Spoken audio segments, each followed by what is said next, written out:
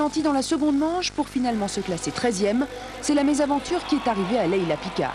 A l'inverse, on peut finir 14e de la première manche et réussir à arracher la médaille de bronze. C'est mieux et c'est signé Martina Hertel. Autre cas de figure assez plaisant, conserver son classement initial. Deuxième ce matin, la Suissesse Karin Roten a empoché la médaille d'argent. Sa compatriote Sonia Neff, en tête de la première manche, aurait bien aimé faire de même, mais une chute l'a privée du titre mondial. Et ces larmes ont dû rappeler de bien mauvais souvenirs à Deborah Compagnoni. L'Italienne, qui détient sans doute le record du nombre d'opérations au genou, n'a en effet repris la compétition qu'il y a un mois, après une énième blessure. Déjà double championne olympique et victorieuse de 6 épreuves de Coupe du Monde, la carabinière de Santa Catarina a fusillé tous les pronostics en décrochant son premier titre mondial. Elle a surtout prouvé qu'elle méritait vraiment son surnom de Bombina. Demain, justement, ce sera l'heure des géants, en direct sur France 2 à 9h30 et sur France 3 à 13h. Tomba, bien sûr, parmi les favoris, mais aussi Kius et von Gruningen. Et puis 5 Français, enfin 4 plus 1. Alors là, vous allez bien me suivre. D'abord, il y a Franck Picard, Yann Picard, Christophe Sayoni et Vincent Millet. Et le 5e, il était bleu-blanc-rouge. Il a été viré des bleus. Il lui reste donc le blanc et le rouge. C'est-à-dire qu'il était français et qu'il est devenu polonais. Étonnant, vraiment étonnant. C'est l'histoire de Stéphane Exartier, portrait Thierry Clopo. Dzień dobry, nazywam się Stéphane Exartier. Il s'appelle Stéphane Exartier, il est français, pourtant depuis 2 ans il court sous les couleurs de la Pologne. C'est en fait l'histoire du 13e, au géant des Jeux d'Albertville, premier français à l'époque devant Franck Picard. Depuis, pour cause de mauvais résultats, Exartier s'est fait virer de l'équipe de France. Au début c'était galère et puis Stéphane s'est marié avec Anna, un mannequin polonais. Il prend alors la double nationalité, ce qui lui permet de courir pour la Pologne sur le circuit Coupe du Monde et ici en Espagne. Pour Stéphane, entre l'équipe de France et l'équipe de Pologne, c'est le jour et la nuit. C'est assez difficile au début de passer d'un statut de privilégié. En fait, on est dans l'équipe, on est bichonné, on est amené à droite, à gauche, on nous prépare à manger, on nous fait le lit presque. Et puis maintenant, c'est moi qui dois tout faire. Donc ça a été difficile au début, mais bon, je me suis adapté. Finalement, c'est des choses matérielles et le ski est plus important que ça. Du jour au lendemain, Stéphane s'est retrouvé sans préparateur et sans sponsor. Élève ingénieur à l'INSA de Lyon, 4e année, il vit grâce à l'argent qu'il gagnait quand il était encore en équipe de France. L'amertume d'un skieur doué qui s'est donné les moyens de continuer, c'est vrai, dans une équipe de seconde zone, mais d'autres Français ont eu beaucoup moins de chance. Les clubs sont très faibles en France, n'ont pas beaucoup d'argent. Les comités non plus, donc ils sont dans l'impossibilité de soutenir les gens de plus de 23 ans. Donc quand on ne peut plus être en équipe de France à 23 ans, on ne peut plus skier en France. Donc on ne peut plus faire de compétition du tout. Donc on arrête et on est moniteur de ski. Ce soir à l'hôtel, avec ses 2 camarades de l'équipe polonaise, il savourera ses petites revanches sur l'équipe de France. Au Super G, la semaine dernière, il s'est classé 39e, à seulement 2 dixièmes d'Adrien Duvillard et devant David Preto. Dans le géant, sa spécialité, son objectif vendredi prochain sera de battre les 4 Français sélectionnés. À 26 ans, Stéphane Exartier n'a rien oublié. C'est aussi cela, sa raison de skier. Donc en direct demain à partir de 9h30 sur la 2. On va maintenant se quitter avec une image vraiment exceptionnelle. Monsieur Hubert Auriol, le patron du Dakar, qui est remonté sur une moto. Cela n'était pas arrivé depuis 1987. Son dernier Paris-Dakar, c'est Céline Géraud qui l'a suivi pendant les reconnaissances du prochain rallye raid de l'Atlas, qui se disputera du 16 au 26 mai. Voilà Hubert qui a retrouvé toutes ses sensations sur les crêtes de l'Atlas. Reportage complet demain dans Tout le Sport, présenté par l'ami Chaumont. Bonne soirée.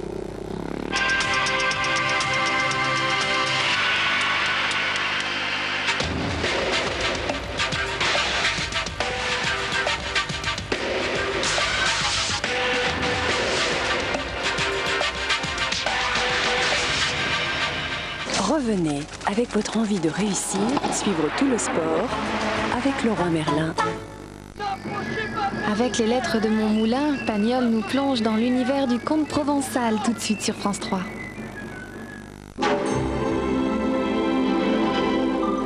Quand le chef de famille se tue à la tâche, essayez donc de payer les factures avec des larmes. On y va, Marie. Le tribunal reconnaît Brouchet-Louis coupable d'un manquement. Il a eu mort d'homme, monsieur Brouchet. La gauche caviar a encore frappé. Des affaires comme celle-là m'excitent. Un maigre solde de tout compte. La vie d'un homme, la vie d'un travailleur honnête, c'est 15 000 francs. Madame Laura, tu parles bien, tu parles le langage des hommes. 15 000 balles pour la vie de Moussa Diri. Samedi à 20h50, Corinne Dacla est l'avocate. Elle fume pas, elle boit pas, mais elle sait faire les comptes sur France 3.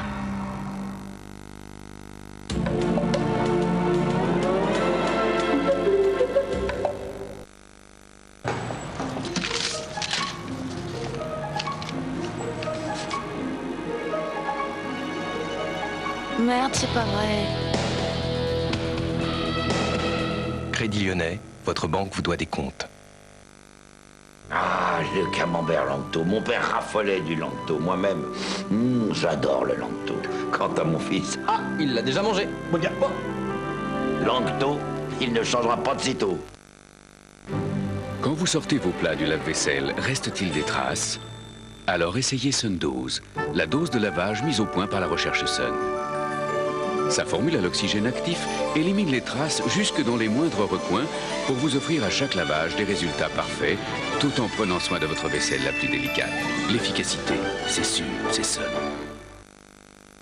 Le bâton de berger à croquer élu produit de l'année. Normal, c'est facile, hop, on croque. Un vrai jeu d'enfant. Et plus que jamais, il n'y a pas d'heure pour en croquer. Des bâtons de berger.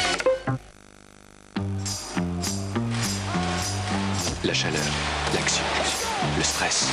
Certains hommes vivent ça tous les jours. Pour eux, Menen invente le stick large contrôle H24, efficace jusqu'à 24 heures.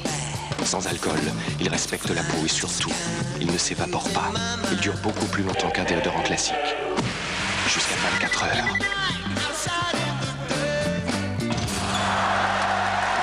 Nouveau stick large contrôle H24. Menen, pour nous les hommes.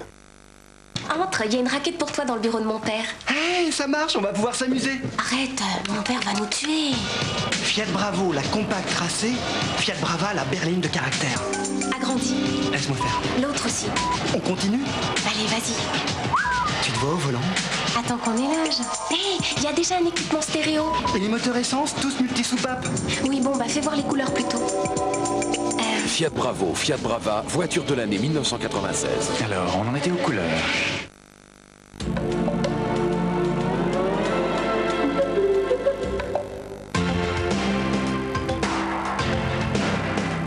Collez-lui le costume de l'autre. Et n'oublie pas le coude. On ne joue pas du violon au paradis, mais de l'art. La rumeur dit que Jane Kelly danserait avec les anges. Tu ne devrais pas croire tous les potins à la noix que Dora Bellet et ses confrères racontent. Come on with the rain, I've a smile on my face. Quand il pleut à Hollywood, les étoiles brillent de tout leur feu. Sid Charisse, Debbie Reynolds et Jane Kelly vous invitent à chanter sous la pluie, parce que les légendes ne meurent jamais. Ce soir, sur France 2. Merci de m'avoir sauvé la vie.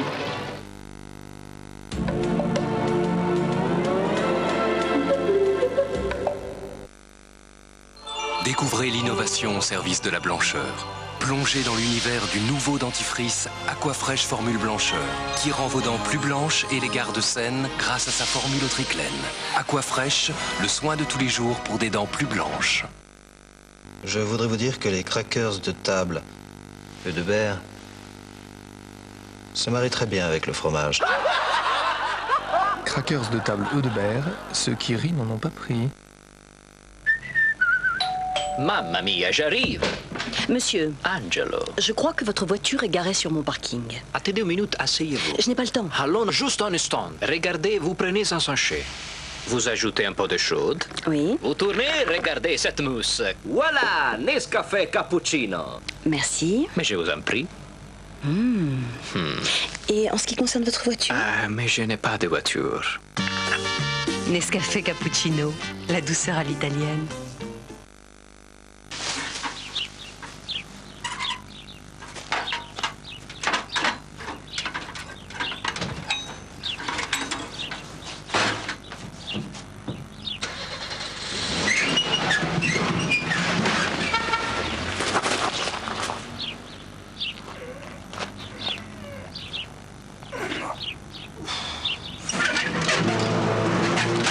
Peugeot 106, c'est la première fois que les hommes sont fous de la voiture de leur femme.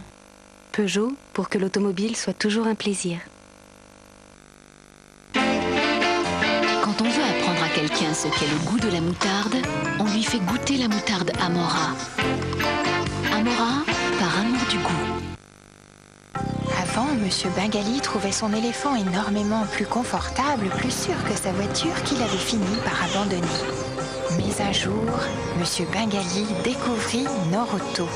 Son choix immense, ses prix étonnants. son professionnalisme et ses conseils personnalisés. Il se sentit tellement sécurisé, rassuré et enchanté qu'il oublia même, l'espace d'un instant, qu'il avait un éléphant. Norauto, la qualité de vie en auto. Et si Valda n'existait pas? Heureusement, Valda est toujours là. Valda est un médicament contre les irritations de la gorge.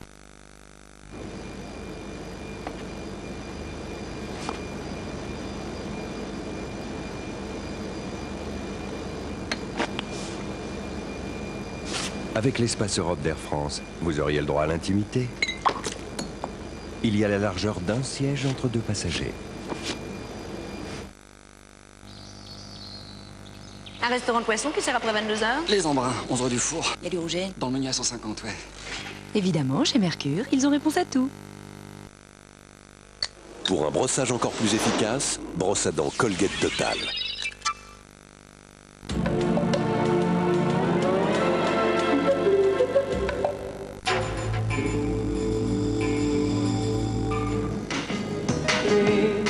L'hiver, quand la saison est terminée, quand les vacanciers ont quitté la plage, ils sont quelques-uns à arpenter la grève.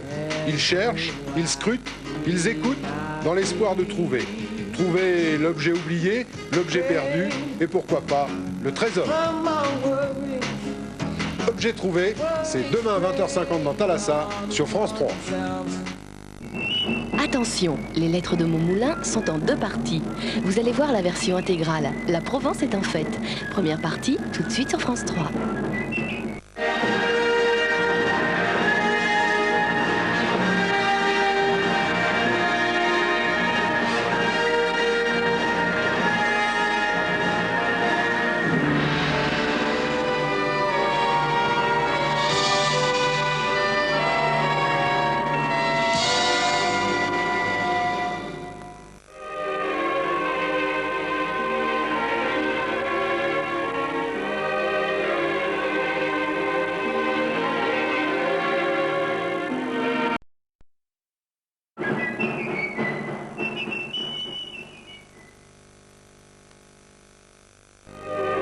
Les lettres de mon moulin continuent. Deuxième partie et post-scriptum à ne pas manquer, tout de suite sur France 3.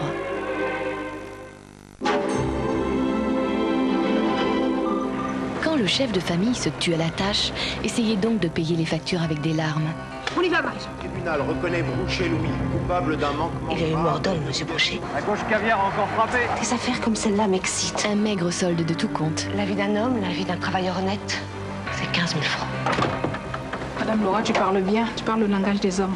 15 000 balles pour la vie de Moussa Diri. Samedi à 20h50, Corinne Dacla est l'avocate. Elle fume pas, elle boit pas, mais elle sait faire les comptes sur France 3.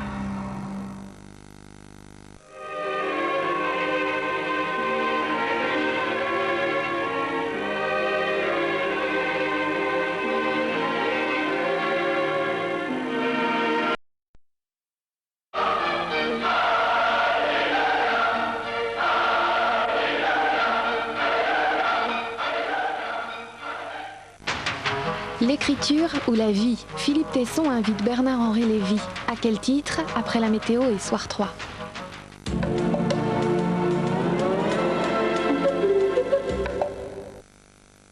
Regardez les mini-doux, ils sont tout nouveaux. À vous les mini-doux. Les nouveaux mini-doux ont gagné une douceur encore plus tendre, une fraîcheur encore plus vive. Mini-doux, nouvelle formule, plus onctueux pour un très grand moelleux. Y a un parfum frais comme le matin. Nouveau mini-doux. Quand le doux est si frais et le frais si doux, c'est mini-doux, douceur extrême. J'avais dit une Volvo 850, t'es dit? Dernière exigence de l'inconnu qui retient le président de la Lance Corporation en otage. L'homme réclame expressément une Volvo 850 TDI. Au titre de la police, le dispositif mis en place depuis vendredi soir devrait permettre la libération prochaine du dirigeant de la... Pourquoi une Volvo? On lui donne une Volvo. Donnez-lui une Volvo maintenant. Mais pourquoi une Volvo? Vous voyez cette plaque? Ça veut dire qu'ici le responsable... Vos desserts, vous les aimez comment? Sans. Je préfère sans. Mais sans quoi? Sans colorant. Sans arôme artificiel. sans conservateur. Sensationnel! Les desserts fruitiers Andros, c'est comme ça qu'on les aime, avec plein de saveurs. Andros, Andros, ça c'est fort de fruits. Ah, j'en ai assez de toujours faire la vaisselle. Alors que nous avons un lave-vaisselle. Oui, surtout les œufs, qu'est-ce que ça accroche. Oh, je sais, mon cher, les œufs, c'est vraiment terrible. Mais enfin, essayez dose Somate Supra. Avec la dose Somate, plus besoin de prélaver. Plus besoin de prélaver? Oui, avec ses agents antiprotéiniques, Somate détruit les traces les plus tenaces. Œufs séchés, gratins. Regardez comme ça brille. Ça donne faim. Somate Supra, lavé en machine sans prélaver à la main. Pour changer des œufs, voulez-vous un gratin, mon poulet?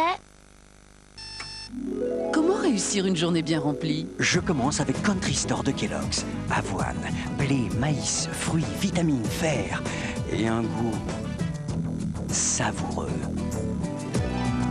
Pour une journée bien remplie, Country Store de Kellogg's.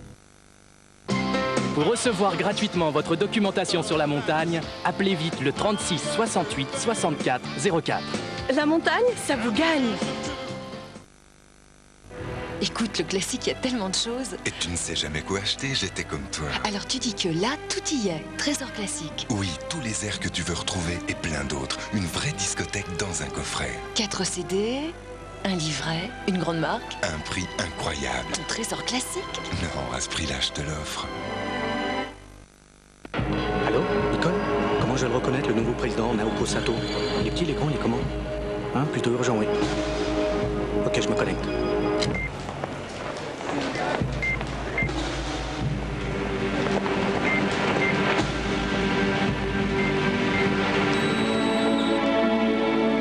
Bonjour, madame. Itinéris lance 4 formules d'abonnement pour que chacun ait sa façon d'aller plus loin. Pour choisir la vôtre, appelez-nous. Une tache sur de la couleur. Une tache sur du blanc. Encore des traces. Oubliez votre poudre. Voici la perle des lessives. Super Croix Méga Perle à l'action progressive sur le blanc et la couleur. À 40 degrés, les perles libèrent leur énergie pour des couleurs impeccables. À 60 degrés, les perles sont plus actives pour un blanc incomparable. Avec Super Croix Méga Perle, votre linge retrouve tout son éclat. Super Croix Méga Perle, la perle des lessives. Les moustiques et moi, c'est la guerre. Moi, je marque le fric et je nique les moustiques. La Gaffe dans son nouveau spectacle, Le Surbook. 2 heures de rire non-stop. Merci pour tout, hein. Et bonjour chez vous. La Gaffe, Le Surbook, une cassette vidéo France 2 avec rire et chanson.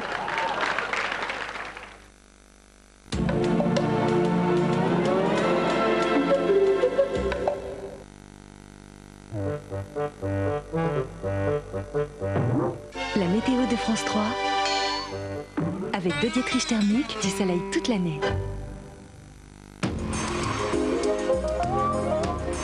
Bienvenue à tous et à toutes pour vos dernières nouvelles du ciel pour aujourd'hui. Encore de la grisaille demain, encore des précipitations, mais ça va s'arranger. Je vous propose tout de suite la revue de détail habituelle avec l'animation satellite européenne et cette masse nuageuse qui traverse tranquillement le pays aujourd'hui, apportant encore de la neige, du verglas par-ci par-là. Grande prudence, même cette nuit si vous voyagez. Et puis à l'arrière de celle-ci, eh bien, il y a cette perturbation qui va nous apporter de la pluie, donc une certaine douceur. Prévision de Météo France pour demain, voilà la carte.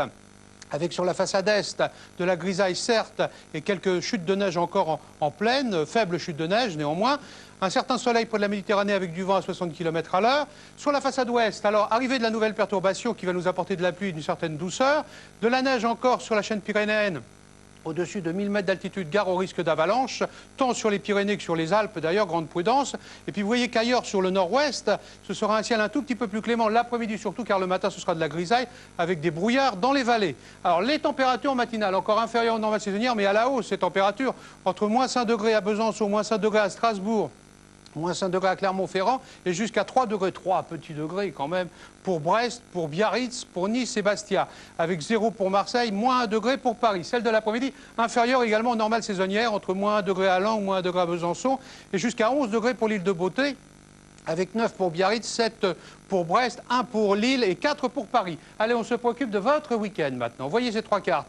Samedi, fin d'évacuation de la vague nuageuse par l'est, avancée pluvieuse sur l'ouest, soleil divers des Pyrénées à la côte méditerranéenne. Dimanche, grisaille et précipitations sur le nord-ouest, ailleurs soleil plus ou moins vaillant. Lundi, persistance nuageuse et pluvieuse sur la façade ouest, importante masse nuageuse près de la Méditerranée, nuages éclaircis sur les autres régions et températures entre 6 et 7 degrés sur la moitié nord, 11 à 12 sur la partie sud. On passe les frontières. On revient à demain. De la grisaille sur la moitié nord de l'Europe et du soleil sur la partie sud. Vous voyez, retour du soleil, grand soleil sur la péninsule ibérique, sur l'Afrique du Nord et sur l'Italie avec Rome et 11 degrés. Derrière moi, encore de la grisaille sur Athènes et 17 degrés. Belle fin de soirée en notre compagnie. N'oubliez pas de fêter les Lazars. Notre numéro de téléphone pour votre météo départementale, vous le connaissez, c'est celui-ci. Dans quelques instants, le journal d'Henri Sagnier. La météo de France 3, avec 2 détriches thermiques, du soleil toute l'année.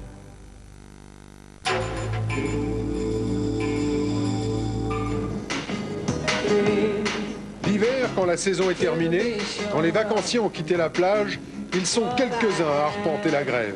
Ils cherchent, ils scrutent, ils écoutent, dans l'espoir de trouver. Trouver l'objet oublié, l'objet perdu, et pourquoi pas, le trésor. Objet trouvé, c'est demain à 20h50 dans Thalassa, sur France 3.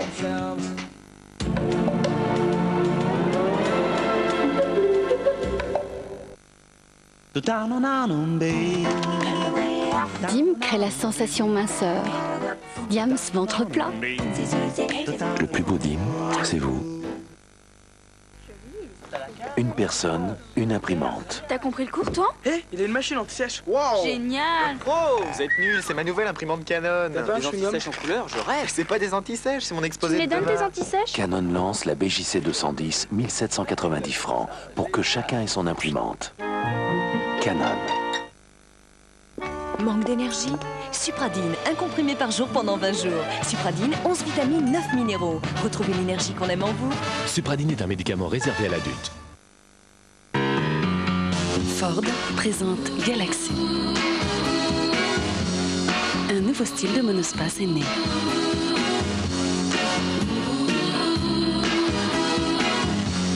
Fluidité des lignes, aisance et élégance, succès garanti auprès des grands et des moins grands. Ford Galaxy, le privilège du style.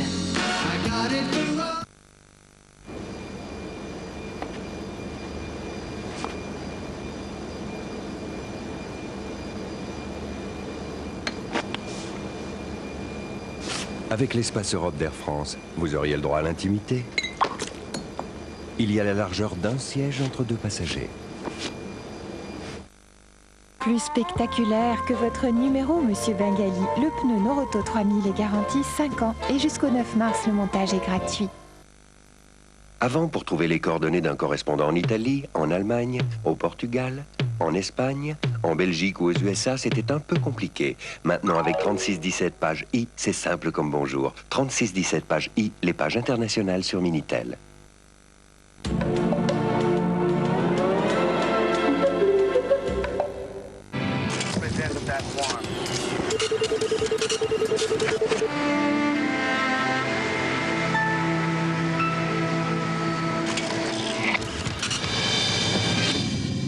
Bonsoir. Réforme du service militaire, instauration progressive d'une armée de métier, une défense plus efficace, plus moderne et surtout moins coûteuse. Jacques Chirac a donc dévoilé ce soir à la télévision les grandes lignes de la réforme des armées. Nous allons y revenir tout de suite à travers des chiffres, des réactions et des commentaires.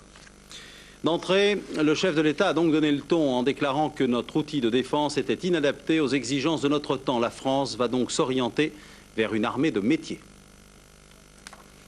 Nous avons aujourd'hui une armée de conscription, c'est-à-dire avec des militaires professionnels, des engagés, des appelés, et qui au total comprend environ 500 000 hommes et femmes. Ce qui est lourd et excessif. Et ce qui ne nous permet pas d'assurer, je viens de vous le dire tout à l'heure, nos missions. Vous avez vu, au moment de la guerre du Golfe, on a difficilement envoyé 10 000 hommes. L'armée professionnelle de demain, dans 6 ans, car il y a une phase de transition longue, à l'arrivée de la transformation, est une armée de 350 000 hommes. Mais c'est une armée qui pourra, comme les armées les meilleures du monde, comme notamment l'armée britannique, projeter, être présente de façon efficace et suffisante. Le président de la République annonce donc le passage à l'armée de métier et de gros changements dans la dissuasion nucléaire. Voyons tout cela dans le détail avec Pierre Babet. Dans 6 ans, cet instructeur n'aura en face de lui que des soldats de métier. Dans 6 ans, l'armée ne comptera plus aucun conscrit, que des professionnels ou des volontaires. 350 000 exactement, au lieu des 500 000 appelés et militaires de carrière d'aujourd'hui. Conséquence, l'armée de terre ne comptera plus qu'à peine 85 régiments. Dans 6 ans aussi, ces missiles du plateau d'Albion seront désarmés, tout comme les missiles Hades. Mururoa sera fermé, aucun essai ne s'y déroulera plus, la production nucléaire militaire de Pierre Latte sera arrêtée. En revanche, tous les grands programmes d'armement seront maintenus, même s'ils doivent être étalés. Leclerc, Rafale, Tigre, 2e porte-avions. L'Eurocorps sera préservé, coopération franco-allemande oblige, les unités françaises qui le composent resteront outre-Rhin. L'armée de 2001 sera donc plus maigre mais plus musclée, capable de faire bondir 50 000 hommes sur un théâtre d'opérations extérieures. Conséquence enfin des engagements présidentiels de ce soir, aucun professionnel aujourd'hui en activité ne quittera l'armée contre son gré, mais aussi aucun garçon aujourd'hui âgé de 12 ans n'endossera l'uniforme contre sa volonté. Et ce soir, on attendait également Jacques Chirac sur la réforme du service militaire. Une chose est certaine, le service militaire tel qu'il existe actuellement aura disparu, donc on le disait à l'instant avec Pierre Babet, en 2001, c'est-à-dire dans 6 ans. Plusieurs hypothèses sont envisagées. On hésite en ce moment entre un service civil obligatoire raccourci et un service civil ouvert aux filles et aux garçons basé sur le volontariat. Extrait. Nous allons faire d'abord une présentation à tous les Français, je dirais, des avantages et des inconvénients de chacune des solutions. Nous allons organiser, notamment avec les jeunes, un certain nombre de forums pour essayer de dégager une opinion d'ensemble à partir de documents présentant non pas une solution, mais les solutions possibles. Et puis ensuite, le Parlement en délibérera et tranchera. Alors, le service tel que nous le connaissons aujourd'hui, c'est-à-dire avec 80% des jeunes Français servant dans l'armée, sera aboli.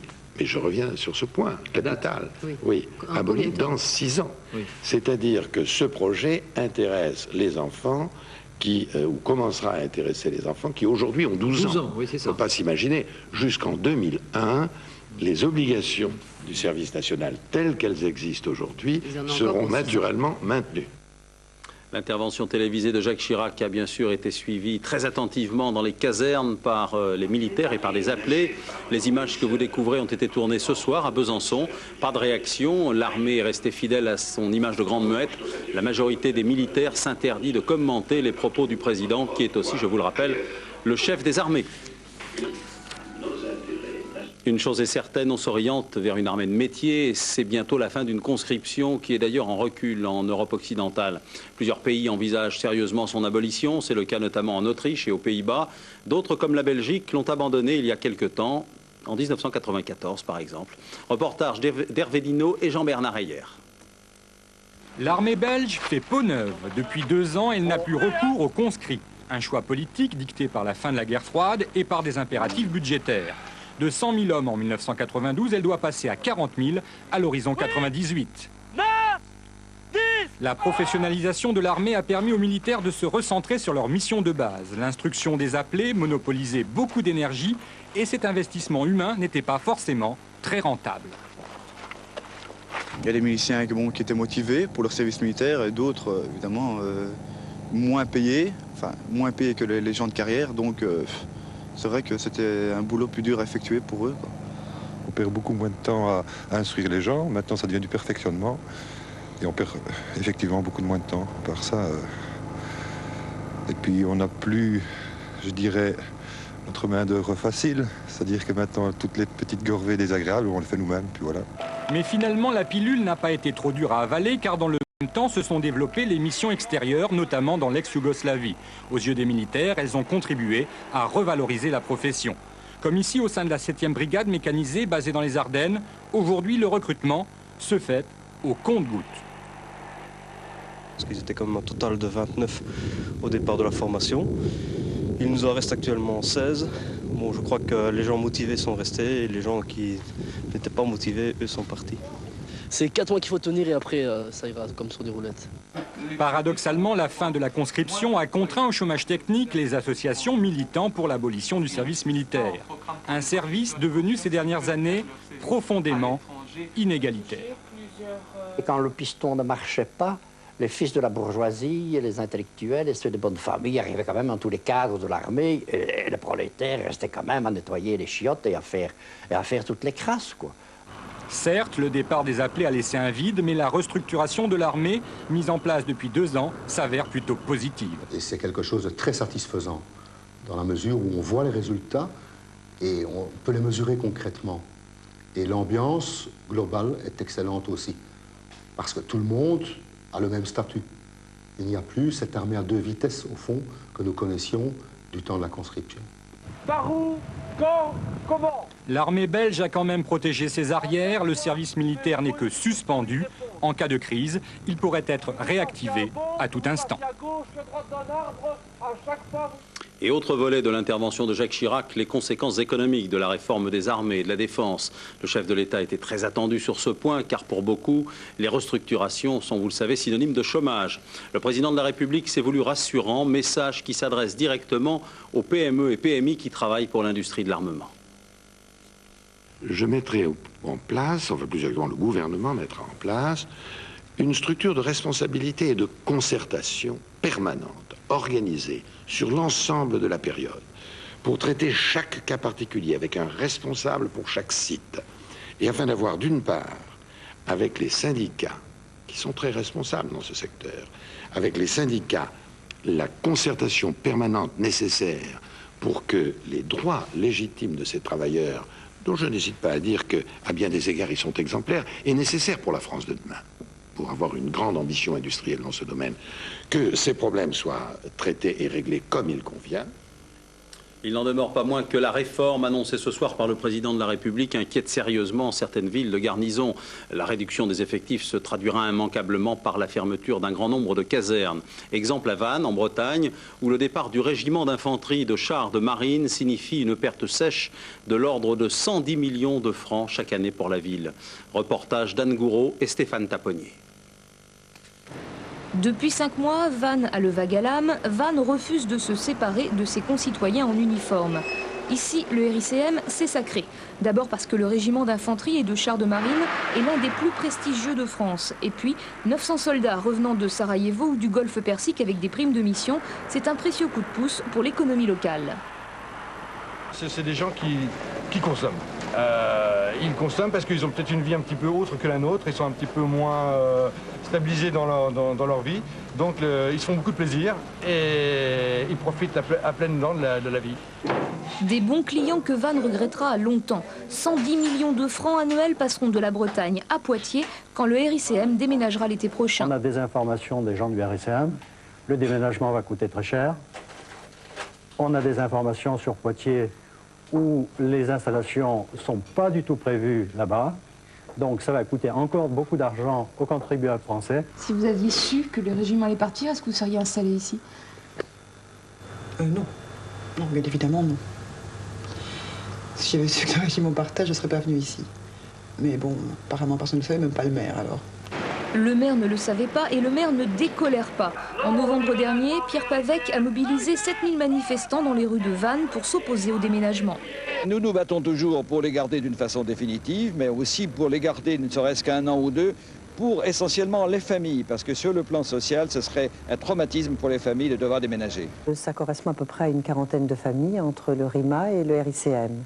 Et à l'heure actuelle, je ne sais pas comment gérer ma rentrée de septembre, bien que l'inspection académique m'ait demandé déjà quelles étaient mes prévisions de rentrée prochaine. L'école aura sans doute une classe de moins l'an prochain, conséquence parmi tant d'autres du douloureux divorce entre Vannes et ses militaires. Et pour mener à bien sa réforme, Jacques Chirac compte s'appuyer, il l'a dit, sur une reprise importante et durable de la croissance économique. C'est un véritable pari sur l'avenir. Commentaire de Gilles Leclerc. Un objectif, une méthode et des conditions pour réussir. Jacques Chirac, par la réforme qu'il estime nécessaire de la défense nationale, entend marquer son septennat de ce profond changement qui transformera l'armée française à l'aube du 3e millénaire. Sur la nécessité du but à atteindre, le chef de l'État en est convaincu, la France doit se doter d'une armée plus moderne et plus efficace. La méthode, eh bien, c'est le calendrier. 6 ans. Pas de secousse brutale donc, on avancera à pas compter, avec prudence, par le dialogue, une façon de rassurer et de ne pas vouloir imposer.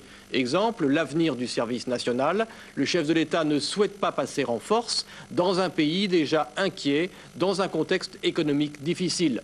Restent alors les conditions pour réussir. Et là, c'est, je dirais, le pari du président de la République, un pari économique qui table sur une croissance retrouvée dans les 10 ans, afin de contourner les obstacles. C'est une vision résolument optimiste, basée sur la confiance, que ne partage pas tout le monde. En attendant, Jacques Chirac lance le débat, il sait qu'il sera critiqué, y compris dans la majorité, mais le chef de l'État sait aussi qu'il est sans doute le seul à pouvoir opérer aujourd'hui ce grand virage. Reste par-delà maintenant les appareils politiques à faire accepter une telle réforme par les Français eux-mêmes. Un référendum, pour le coup, aurait sans aucun doute été utile, mais apparemment, il n'en est pas question. Plusieurs ténors de la majorité et de l'opposition ont immédiatement réagi ce soir aux propos du président de la République. Je vous propose d'écouter dans l'ordre Charles Pasqua, François Léotard, Jean-Pierre Chevènement et Paul Quilès. Le premier est plutôt favorable, les autres sont somme toute beaucoup plus réservés. L'expérience de la guerre du Golfe avait montré que notre organisation actuelle ne répondait pas aux impératifs et aux problèmes qui peuvent se poser. Je crois donc que la décision du président de la République est sage, elle est tout à fait conforme à l'intérêt national. Je crois qu'un pays comme le nôtre, qui est troublé sur son identité, qui a des difficultés d'intégration, a besoin de considérer que chaque citoyen est responsable en partie de la défense de son pays, et notamment les jeunes.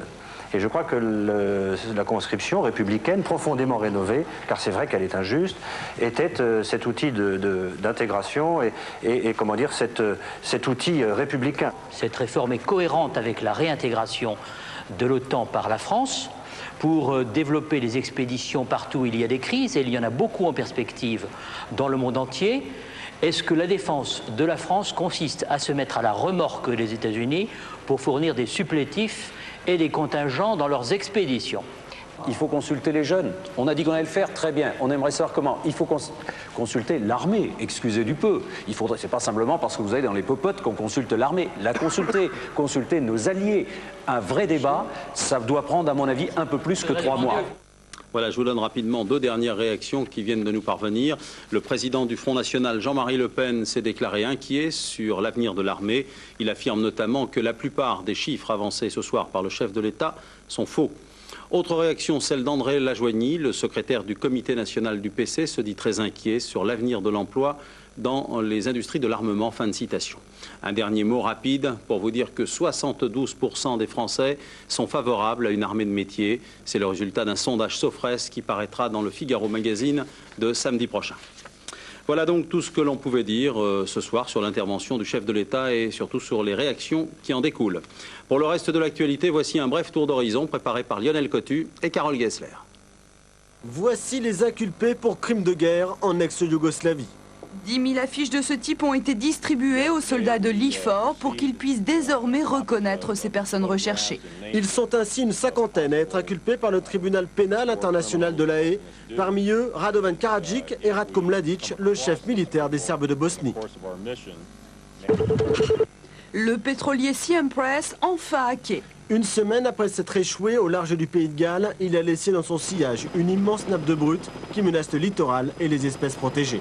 Des ingénieurs ont investi aujourd'hui le navire pour préparer les opérations de pompage. Le pétrolier retient encore 65 000 tonnes de pétrole brut, soit environ la moitié de sa cargaison. Ce soir, la population britannique s'interroge sur l'efficacité du sauvetage.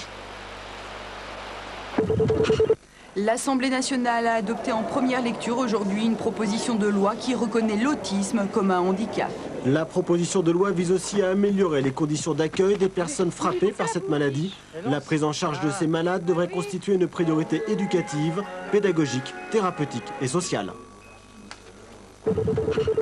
André Rossino dans la course à la présidence de l'UDF. Le président du Parti radical a expliqué sa démarche ce matin lors d'une conférence de presse. Aujourd'hui, les Français veulent qu'on s'occupe d'eux. Ils veulent des partis politiques responsables. Je souhaite, moi, pour mon pays et dans l'intérêt de la France, une UDF responsable qui fonctionne et qui soit au rendez-vous de l'attente des Français. Départ réussi pour la navette spatiale américaine Columbia. Elle a décollé ce soir à 21h20 de Cap Canaveral en Floride. Columbia est parti avec un équipage de 7 astronautes, dont 3 Européens, pour une nouvelle mission de 14 jours. Au cours de leur voyage, ils devront déployer un satellite italien et réaliser une série d'expériences en microgravité. 7 personnes ont été tuées dans l'accident de cet Antonov 24 dans le nord de la Roumanie. L'avion appartenait à l'autorité aéronautique civile roumaine et effectuait un vol de vérification. Après cet accident, le ministère roumain des Transports a décidé de placer les Antonov 24 sous surveillance et d'interdire de vol ceux qui ne répondent pas aux normes internationales de sécurité. Irruption volcanique sous-marine en Nouvelle-Calédonie. Le volcan est situé sur la montagne Gemini, enfoui à 150 mètres sous l'eau. La Marine nationale a constaté plusieurs éruptions depuis 24 heures. Deborah Compagnoni a remporté aujourd'hui le slalom géant dames des championnats du monde de Sierra Nevada. Après avoir raflé 2 médailles d'or olympiques en 92 et 94, l'Italienne complète son palmarès en remportant le titre mondial. La Suisse Karim Roten termine à la seconde place. L'Allemande Martina Hertel décroche quant à elle la médaille de bronze. On vient de le voir, belle victoire italienne en slalom. La Française Leila Picard ne termine que 13e. C'est la grosse déception dans le camp français. Une déception que ses 2 frères, Yann et Franck, tenteront de faire oublier demain dans le slalom géant masculin. Les Picards, c'est un véritable clan que nous présentent maintenant Didier Balèze et Gilles Jacquier. Dans la tribu des 7 Picards, voici Leila, la petite reine, 25 ans. Ce matin, elle savait qu'elle n'accéderait pas au trône, car elle souffrait de la grippe. Manquant d'agressivité sur la piste, elle termine seulement 13e, de quoi attiser peut-être quelques critiques de la part de ses frères.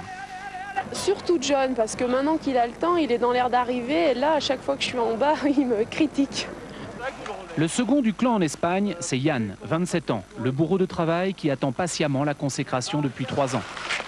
En dépit de tous ses efforts, il avoue parfois qu'un an puisse constituer une véritable charge à porter. Et puis il y a Franck, 31 ans, promu leader de la famille depuis son titre de champion olympique en 88 à Calgary. Consacré en descente à Albertville, avec une belle médaille d'argent, il n'en abuse pas pour autant de son pouvoir. Je ne suis pas un bon donneur de conseils. J'essaye avant tout de faire mon chemin. Si ça peut leur servir d'exemple, c'est bien, mais je crois qu'avant tout, ils doivent découvrir par eux-mêmes le chemin du succès. C'est la meilleure façon de réussir. La réussite de Franck aura sûrement été le juste équilibre entre compétition et vie de famille. Bien sûr, il ne les voit tous que pour Noël ou les anniversaires. Alors avec Yann et le groupe des géantistes, il s'éclate avant la dernière course. Physiquement, c'est très dur d'être skieur compétitif. Un athlète de haut niveau, ça implique beaucoup de sacrifices. Et aujourd'hui, je dois tourner la page. Demain, dernière épreuve internationale, Franck va devenir conseiller testeur pour un fabricant de matériel tout en gérant ses affaires. Il savoure les ultimes moments d'entraînement, mais la saga des Picards est loin d'être terminée. La suite demain avec, pourquoi pas, une bonne nouvelle. Nos confrères de la presse écrite ont bouclé un peu plus tard ce soir, le temps de décortiquer comme il se doit les propos du chef de l'État. Jacques Chirac et la réforme de l'armée sont partout, dans les titres et surtout dans les éditoriaux. Le point, tout de suite, avec Alain Dévé. Le chiffre que vous retrouverez le plus fréquemment à la une de vos quotidiens demain, c'est 2001. 2001, rien à voir avec l'Odyssée de l'espace, c'est, comme l'écrit l'Indépendant du Midi, l'année où sera mise en place l'armée de métier. Jacques Chirac l'a annoncé hier et en même temps, souligne le Progrès de Lyon, il a sonné la fin du régiment de Bidas. Le président s'est donné 6 ans pour moderniser un outil de défense vieillissant, note la Nouvelle République. Jacques Camus, dans la République du Centre, salue le courage de Jacques Chirac, qui s'est attaqué à un dossier négligé par ses prédécesseurs. C'est vrai, reconnaît Philippe Vaucan dans Le Républicain Lorrain, le président ne recule pas devant des décisions difficiles et il l'a encore prouvé. Pour les dernières nouvelles d'Alsace, son choix a été dicté par la nécessité de mettre en place une défense moderne adaptée à son temps. Hervé Louboutin, dans Presse Océan, partage ce même sentiment. Pour notre confrère, l'informatique, les satellites, les réseaux complexes de communication exigent désormais des professionnels bien entraînés à la guerre technologique. Raymond Courreau, dans l'Alsace, est d'accord, mais il regrette tout de même que le président soit resté plutôt discret sur le coût du dispositif. L'Humanité, de son côté, considère que Jacques Chirac abandonne la défense nationale au profit de l'OTAN. Jean-René Laplaine, dans le Provençal, pense plutôt que l'armée de papa est morte et qu'elle va faire place à une armée moderne. Dans 6 ans, donc, ce sera la quille pour tous les jeunes, lance le bien public. Adieu Bidas, on t'aimait bien, mais en 2001, souligne Libération, ce sont les pros qui prendront ta place. 2001, c'est dans 6 ans. 6 ans, c'est presque un septennat, reconnaît le Méridional. Mais pour l'Est républicain, ce n'est pas de trop pour un chantier aussi vaste que celui-ci, et on pourrait même ajouter aussi complexe et aussi difficile à mettre en place. Dans quelques instants, à quel titre le magazine littéraire présenté par Philippe Tesson. Je vous souhaite de passer une excellente fin de soirée sur la 3. À bientôt, bonsoir.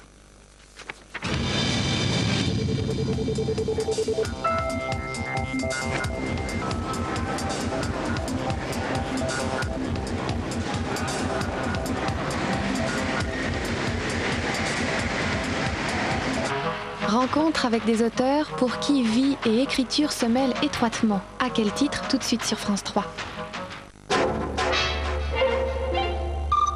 Samedi, l'apocalypse de Verdun. De tous côtés montent des fusées, éclatent des obus. Tout l'horizon est embrasé. Nous allons partir à la mort. 80 ans après, la terre de Verdun porte encore les cicatrices intactes de l'ultime sacrifice, de la plus terrible bataille que la France ait connue. Verdun, c'est l'enfer.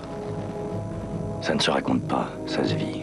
Samedi, 22h20, les dossiers de l'histoire, les cicatrices de Verdun, sur France 3.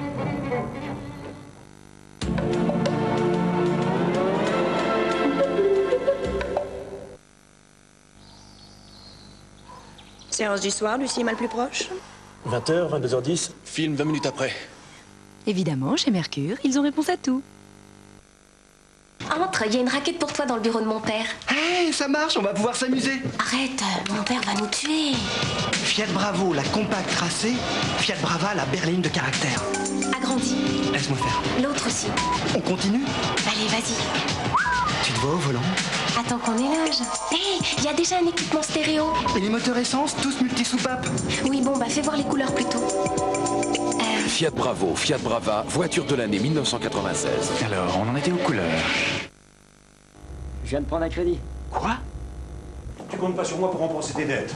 Chez les Buchepin, on n'a jamais emprunté un centime.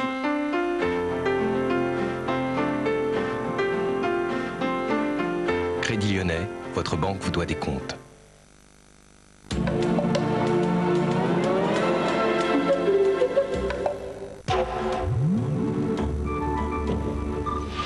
Vendredi sur France 3, Pégase et toute son équipe sont heureux de vous accueillir à bord du magazine du ciel.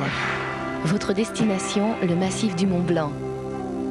Avec le Pink Floyd, survolez les voies secrètes qui mènent au site désert des glaciers. En compagnie des pilotes champions de l'Altiport de Megève, admirez les pentes les plus grandioses d'Europe. Vendredi, 23h15, Pégase, votre hublot pour l'aventure sur France 3.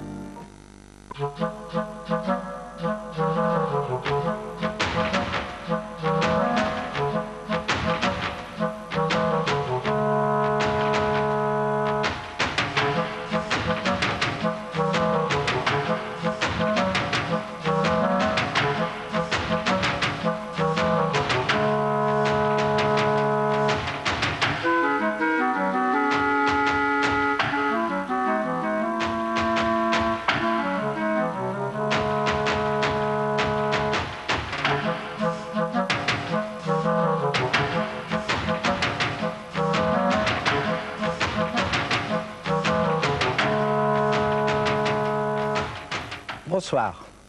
L'engagement de l'écrivain. Ou bien écrire dans l'indifférence absolue aux événements tragiques qui font l'histoire, ou bien écrire pour témoigner de cette tragédie, ou bien mieux encore témoigner de cette tragédie en écrivant et entrer en même temps dans l'action. Voilà quels sont en substance les choix de l'écrivain. C'est le thème de notre émission de ce soir. Un grand absent, bien sûr, André Malraux. André Malraux, dont Gallimard publie dans la Pléiade le 2e volume des œuvres complètes, mais nous parlerons abondamment de lui. Et autour de nous, Georges Semprin, qui a publié l'an dernier chez Gallimard l'écriture ou la vie. Olivier Todd, qui publie actuellement chez Gallimard, dans la collection biographie, une monumentale biographie d'Albert Camus, une vie. Et enfin Bernard-Henri Lévy, qui publie chez Grasset Le Lys et la cendre, qui est son journal au temps de la guerre de Bosnie. Alors Bernard-Henri Lévy, ce journal est certainement l'un des livres les plus émouvants, les plus touchants que vous ayez jamais écrits. Pourquoi? Parce que je ne dis pas que ça serait injurieux, je ne dis pas que vous abandonnez la posture, mais on y sent peut-être plus de sincérité, une sincérité douloureuse que dans n'importe quel livre que vous avez jamais écrit. Alors, je pense que c'est la conscience de l'échec que vous avez connu dans le combat que vous avez mené pour la Bosnie qui vous a amené à cette lucidité amère.